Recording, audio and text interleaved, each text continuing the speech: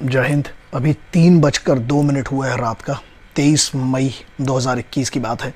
अभी पता चला कि शाम से जो एमपी, छत्तीसगढ़ और राजस्थान तीनों के जो हेड हैं उनके पास लगभग 80 से ज़्यादा कॉल आए। उनको बहुत सारे लोगों ने फ़ोन किया है एक इंसिडेंट के बारे में। सूरजपुर करके जगह है, वहाँ पर जो डीएम साहब हैं, कलेक्टर साहब हैं, जो एक IAS अधिकारी होते हैं, उन्होंने एक लड़के को, वो बाइक पर जा रहा था, उनका मोबाइल छीना, उसको मोबाइल को तोड़ा, उस लड़के को थप्पड़ मारा और जो वहाँ पर 2-4 पुलिस के लोग, उन लोगों ने भी उस पर लाठीचार्ज किया। सबसे बड़ी बात ये आती है कि यदि वो बच्चा, मान लीजिए उसने गलती की, लॉकडाउन का पालन नहीं किया, उसने गलती की मान लीजिए, तो सेक्शंस हैं 188 है, 269 है, 270 है, 278 है of the Indian Penal Code. उसके बाद जो provisions of the Disaster Management Act है 1897 का, उसमें सेक्शन से प्रोविजन है। आप एक बात बताइए, एक अधिकारी के तौर पर, एक IAS अधिकारी जो कि प्रीमियम भारत की सबसे बड़ी सर्वोच्च सर्विसेज में से एक आती है, सबसे कठिन एक UPSC जैसा एग्जाम देकर इतनी बड़ी ट्रेनिंग होती है आप लोगों की, एक अधिकारी कैसे ये कर सकता है? और पहली बात तो ये चीज है कि एक IAS अधिकारी के पास थप्पड़ मारने का कोई अधिकार नहीं है।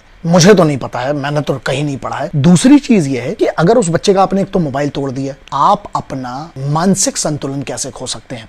ये जो भी डीएम साहब हैं, जो भी अधिकारी हैं, यार अभी किसी ने एक वीडियो भेजा था कुछ दिन पहले जहां पर मैं रिएक्ट नहीं कर पाया। My father was in the hospital so I could not react to that. एक कहीं पर नॉर्थ ईस्ट में शायद पंडित को मार रहे हैं जाकर एक डीएम साहब। आपको पता है एक डीएम साहब की, एक कलेक्टर साहब की, एक IAS अधिकारी की कितनी बड़ी गरिमा होती है? You can not disrespect that post. ये बिल्कुल, इट इज एब्सोल्युटली रॉन्ग। दूसरी चीज ये है कि यहां पर अच्छा बहुत क्रोध आता है आपको, तो ये गुस्सा तब कब चला जाता है जब इसी कोविड की सिचुएशन में जब रैलियां हो रही थी, चाहे वो किसी भी पार्टी की रैली हो रही हो, तब कहां गुस्सा चला जाता है? एक गरीब आदमी पर हाथ चला के क्या दिखाया जा रहा है? और जब उस चीज का आप ही कानून का उल्लंघन करेंगे, लोग इतना सम्मान करते हैं। And what I felt very bad about कि एक अधिकारी जब ये चीज कर रहे हैं, आपको पता है पूरी दुनिया में बेइज्जती क्यों करवाना है भाई? आप एक प्रशासनिक सर्विस के अधिकारी है, आपकी मानसिक स्थिति तो इतनी शांत, इतनी अच्छी मानी जाती है कि आप यदि गली में उतर के गाड़ियों से मारने लगी इन लोगों को, तो फिर क्या एग्जाम्पल दे रहे हैं? Which kind of example are you setting for these young kids, those who are preparing for the civil services? ये नहीं है। तो आपने इतना पढ़ लिख कर फिर आपको इतना संयमी खोना था, तो फिर क्या फर्क रह गया? So you cannot disrespect the post। आप उस पद का अपमान नहीं कर सकते हैं, पहली बात तो ये है। दूसरा,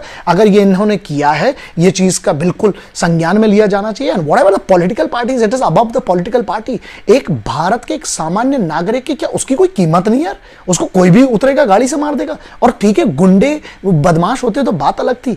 यहां पर एक अधिकारी, वो भी उस जिले का मुखिया माना जाता है, जो कलेक्टर साहब है। This is not expected from an IAS officer. तो पहली चीज तो ये, इनको एक पब्लिक अपॉलॉजी मांगना चाहिए। उस फैमिली को मोबाइल तो दिलवाना ही चाहिए, लेकिन बनी बात है उस बच्चे से अपॉलॉजी मांगना चाहिए। और दूसरी चीज एक और है, अगर नहीं मानते हैं तो देखिए, मैं तो विरोध कर रहा हूं, मैं उस व्यक्ति का विरोध कर रहा हूं जिसने इस पद की गरिमा को धूमिल किया है। और whether it is a state government और the central government, an action has to initiate. Whatever the lawful action is supposed to be taken must be taken. क्योंकि आप एक इतनी बड़ी सर्विस का अपमान कर रहे हैं। हम भी पागल नहीं है साहब। रात को 3 बजे जब वो बच्चे के, जब वो दुख सुना, जब परेशानी सुनी मेरी, जब टीम ने बताया, आई कुड नॉट रेजिस्ट। मैं सुबह तक का इंतजार नहीं कर सकता था।